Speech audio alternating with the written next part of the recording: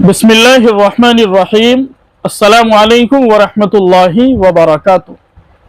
नाज़रीन किराम, कुर्बानी के ताल्लुक से एक साहिब ने बहुत ही अहम मसला मालूम किया है और हमने उस मसले के ताल्लुक से अभी वीडियो भी बनाई थी, जिसको गालिबन आपने देखा होगा कि घर वालों की तरफ से कुर्बानी करना शरअन कैसा है।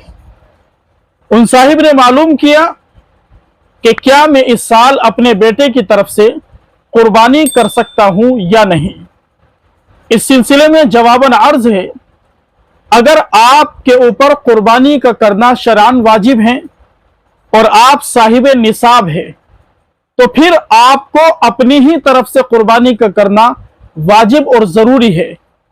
हाँ, अगर अल्लाह तबारक व तआला ने आपको माली वसाअत से मालोमाल किया है और आपके पास गुंजाइश है कि आप अपनी कुर्बानी के साथ साथ अपने घर में से किसी की भी, खा वो बेटा हो, बेटी हो या वालिदैन हो या मरहूमीन हो, आप किसी की भी कुर्बानी अपने साथ साथ बआसानी कर सकते हैं, तो शरअन ये तरीका बिल्कुल दुरुस्त है।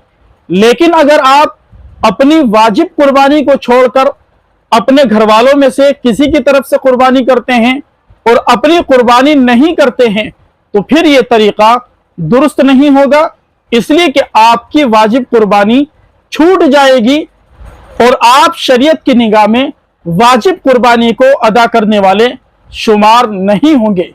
लिहाजा मसला अच्छी तरह याद रखें, आप अपनी ही वाजिब कुर्बानी अदा कीजिए। अगर माली वसाअत आपके पास है तो अपनी कुर्बानी के साथ साथ आप किसी की भी कुर्बानी कर सकते हैं।